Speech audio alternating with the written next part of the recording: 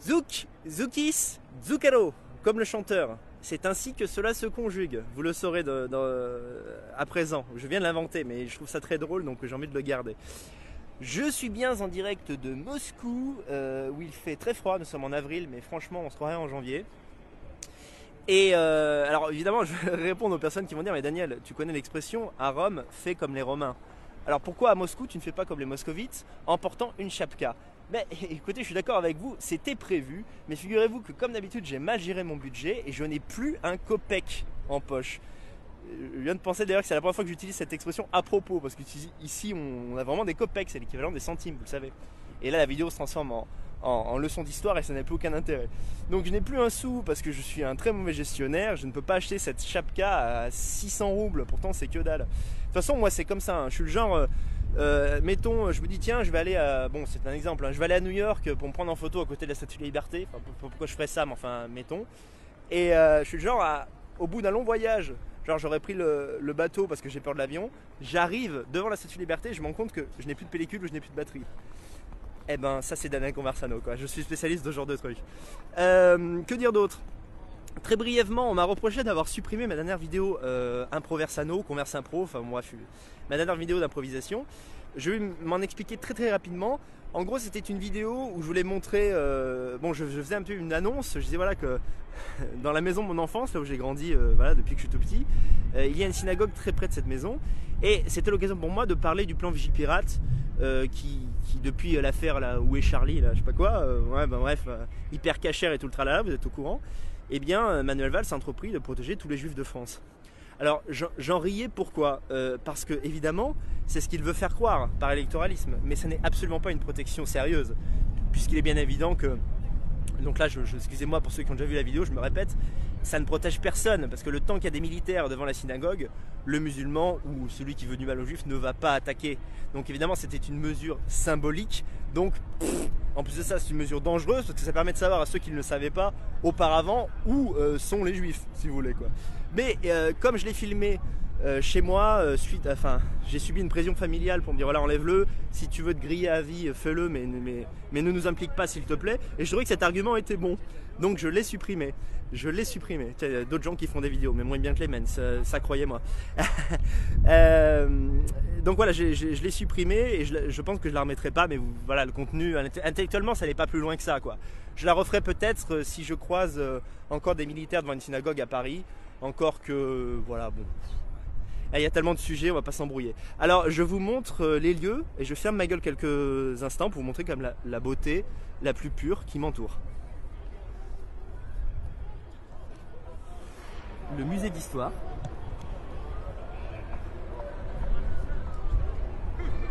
Une galerie, une ancienne galerie qui maintenant est un centre commercial. Mais alors ça fait pas bander dit comme ça, mais croyez-moi que quand vous allez à l'intérieur c'est extrêmement beau. Ça me renvoie à une conversation que j'ai eue avec un ami qui me disait mais écoute, le problème c'est pas tant le consumérisme, mais si seulement les Leclerc et les Carrefour étaient construits dans une logique de beauté. Voilà, quitte à ce que ces supermarchés deviennent l'avenir, notre avenir, au moins que ça soit beau. Et on n'a même pas fait cet effort d'esthétique minimum. Alors évidemment ça, là je me tais.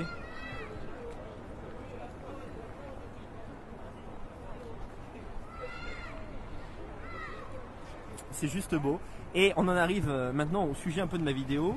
Là vous voyez qu'il y a un mausolée, le mausolée Lénine. C'est marqué Lénine en russe. Et oui, je sais lire un petit peu le russe, bien sûr. Alors moi ça m'a un petit peu choqué comme à chaque fois. Attendez, j'essaie de retourner le truc. Excusez-moi. Hein. Ouais, alors ça m'a un petit peu choqué parce que si vous voulez c'est quand même un type qui a été le vecteur d'une idéologie responsable de millions de morts. Hein. Et bon, c'est au milieu de la place rouge, genre en fait, ce gars est un dieu. D'ailleurs, il a été momifié en quelque sorte. Son corps a été conservé en l'état. Et on continue de lui rendre hommage assez régulièrement. Bon, j'exagère un petit peu le mal que ça m'a créé, parce que c'est surtout que je me suis dit, mais évidemment, moi j'ai fait la comparaison, j'ai pas pu m'empêcher de la faire, parce que ça va bien plus loin que ça. Ici, les souvenirs, quand vous allez dans des boutiques de souvenirs, vous voyez des posters, des t-shirts. D'ailleurs, j'ai acheté un t-shirt à l'effigie de Joseph Staline. Je ne sais pas si vous vous rendez compte. Donc moi j'ai vu ça tout de suite, j'ai pensé en mode rigolade, hein, parce que moi vous savez que je suis un grand déconneur, je l'ai acheté et dès que je referai des vidéos de dictateurs, j'enfilerai ce t-shirt, voilà quoi. Alors, bien sûr, ça va énerver des trolls d'extrême droite les plus purs qui vont dire ouais Daniel, en achetant ce t-shirt dans une logique humoristique, est-ce que quand même ça donne pas des royalties aux héritiers de Staline, hein, et quelque part ça contribue à faire le jeu du sionisme? Moi j'ai une réponse à ça. Est-ce que tu crois pas qu'en faisant chier, ça fait chier, espèce de chieur? T'as vu, ça fait l'allitération en chi. C'est pas mal, hein? Je suis un poète. Ouais, je suis un poète. Oh putain, ça me fait penser aussi, excusez-moi pour ces digressions, mais j'y digresse à mort. Les mecs qui m'ont fait chier, parce que dans mon deuxième extrait de Pan, je buvais du Coca-Cola, quoi. Mais alors, et vous savez quoi? Mais allez bien vous faire enculer, quoi. Vous êtes la honte de ce pays, quoi. Quand je vois des commentaires comme ça, ah, j'ai envie de tout arrêter. J'ai envie de violer un enfant. Je me dis que franchement ça a plus de sens, quoi. Autant faire n'importe quoi. Parce que vous allez me dire, vous êtes des anges. Vous n'avez jamais regardé un épisode de Friends. Vous n'avez jamais fumé de Marlboro. Vous n'allez jamais sur Google. C'est-à-dire que tout ce qui est américain, tout ce qui est anglais, vous n'y avez jamais touché. Ah, excusez-moi, je ne vous mérite pas, vraiment, c'est affreux. Bon, enfin bref. Il faut bien que vous compreniez que c'est pas pour vous que je me bats, hein, parce que vous me donnez plutôt envie de vomir, plus exactement, et je tenais à le préciser. Et ouais, je me fais mater par des gonzesses parce que quelque part je suis beau gosse. Ouais, ou sinon parce que je fais le con en plein milieu de la place rouge aussi. Alors ça d'ailleurs tu peux faire ça en Russie, hein, tu peux pas faire ça en France. Hein. T'imagines à Châtelet avec tu vois, tomber sur deux genre qu'est-ce que tu fais avec ta caméra? Oh tu me filmes pas, enculé. Ah bref. Oh putain d'ailleurs, puisque je parle d'immigration. On va rigoler. À votre avis, j'ai croisé combien j'ai croisé de noirs depuis que je suis à Moscou? Allez, réfléchissez, je vous laisse 3 secondes. Tac. 4. Ça fait une semaine que je suis à Moscou. J'ai vu 4 noirs. Hors aéroport, bien sûr, hein, parce que certains étaient en transit. Dans la ville de Moscou, 15 millions d'habitants, j'ai vu 4 noirs. Donc toi, derrière je te laisse te masturber sur cette information pendant 5 minutes. Et t'éjacules pas, hein, sinon c'est dégueulasse. Eh ouais, qu'est-ce que tu veux que je te dise? Quelque part, on s'est fait baiser, quoi. Donc, pour en revenir à mon sujet, je voudrais parler de ça pour dire que ça exemplifie le fait que, en fait,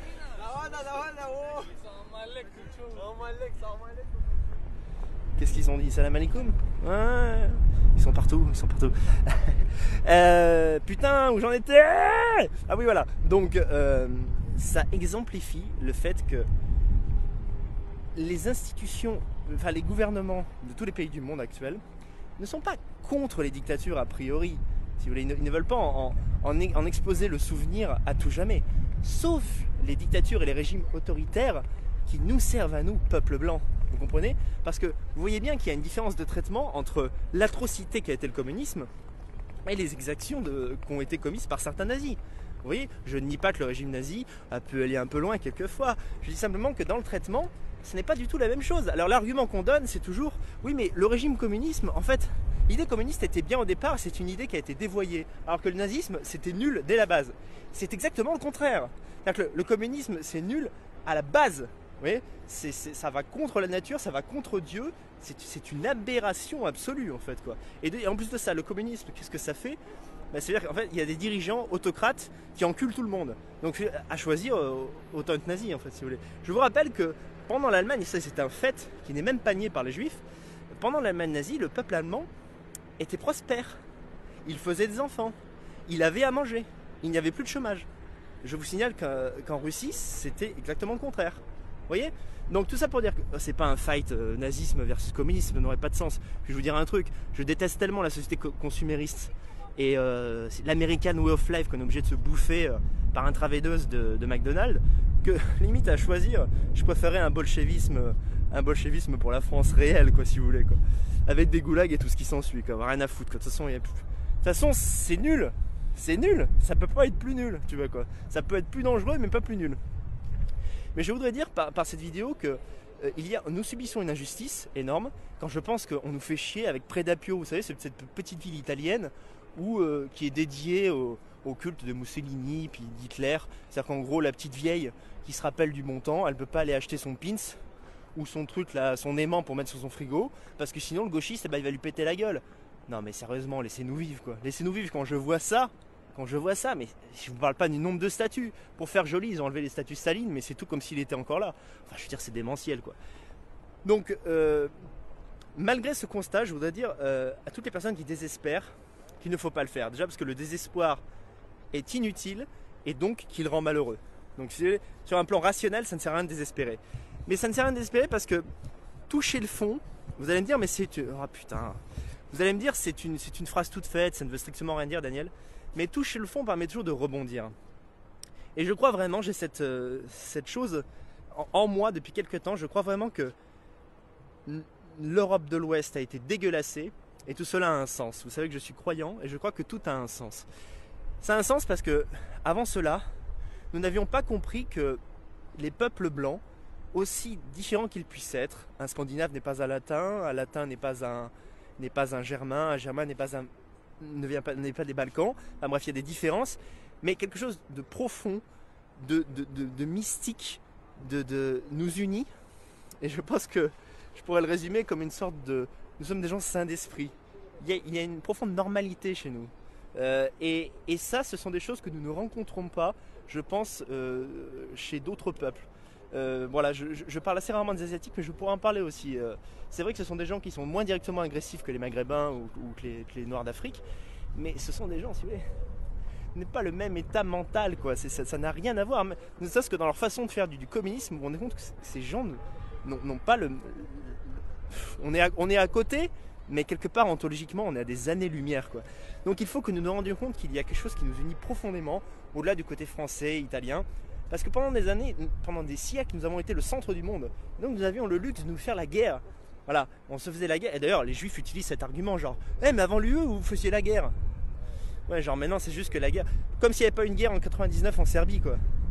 En 1999, ça n'avait pas si longtemps, il y a 15 ans, quoi. Donc l'UE n'empêche pas les guerres. C'est juste qu'elle les téléporte, si vous voulez, quoi. Et puis elle transforme accessoirement notre pays en sac à merde. Donc voilà, on avait besoin de ça. Et ensuite, les peuples d'Europe ont mis du temps à le comprendre, mais ils vont le comprendre de plus en plus. Et vous verrez que à la fin, nous allons gagner. Nous n'allons peut-être pas vivre cette victoire, mais nous allons, je pense, y contribuer. Et vous verrez, quand on gagnera, vous inquiétez pas. Là, il y a un mausolée pour Lénine. Nous, on fera une statue de tonton. Mais laisse tomber quand on l'avait... Ah, ça a coupé. Je disais, on va faire une statue de tonton, mais je vous assure, on la verra depuis Saturne. Mais sincèrement, c'est-à-dire que on lui foutra un pied à Berlin et l'autre à Lisbonne, tu vois quoi. Puis les couilles comme ça, juste au-dessus de la France, quoi. Et il tendra le bras vers l'infini. Voilà, et on en sera fiers. Avant de terminer, un petit appendice à cette vidéo, je voudrais dire que j'ai un petit coup de gueule cette semaine. Alors c'est pas très original, mais c'est contre Jacques Attali. Alors Jacques Attali a fait une sortie récemment que je trouvais assez mignonne. Il a dit: j'ai fait un rêve. I have a dream. I have a Jew dream, faudrait dire quoi. J'ai fait le rêve d'une société sans retraite. Le rêve. Tu bosses toute ta vie. C'est génial, hein? Alors c'est sûr que quand tu bosses toute ta vie avec un boulot à 10 000 palos par mois, à te faire sucer toutes les semaines, ouais, c'est cool, pas de retraite, pourquoi pas. Maintenant, toi, t'es quoi? T'es caissière? Ça te dit d'être caissière jusqu'à 90 ans? Bah, Jacques Attali, c'est son projet pour toi, tu vois.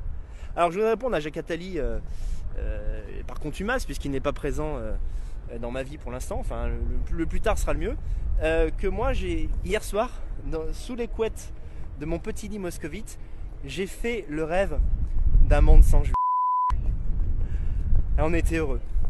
Et ça suffisait à notre bonheur. On n'en avait pas besoin de plus, quoi. Et au milieu de cet étrange apocalypse, il y avait cette musique, vous savez, de cette chanteuse atroce, la Mylène Farmer. Cette petite musique qui, pourtant, a semblé doux à mon oreille quand je l'ai entendue dans mon sommeil et dans ce fantasme. J'ai rêvé qu'on pouvait s'aimer seulement entre blancs. Je vous laisse continuer les paroles, mais vous avez compris un petit peu l'esprit. Je vous embrasse et je vous dis, n'ayez pas peur de penser ce que vous pensez et de le penser sur un ton zoukissimo. À bientôt! Et d'avoir condamné vos différences, nous ne marcherons plus ensemble.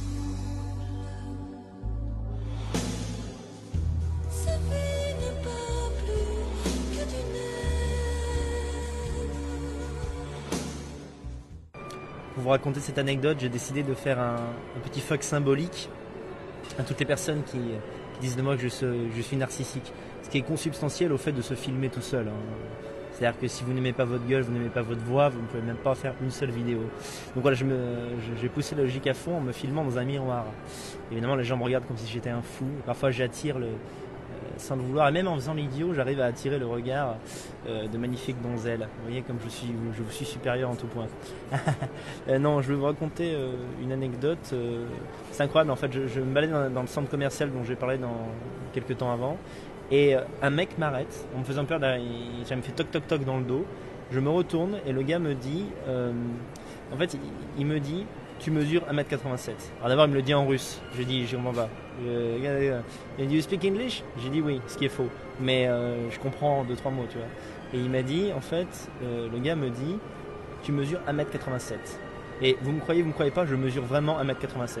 Alors du coup, évidemment, comme tout ce qui sort de l'ordinaire, je lui demande au type, qu'est-ce que tu as dans... T'es Superman, en fait, qu'est-ce que tu as dans l'œil?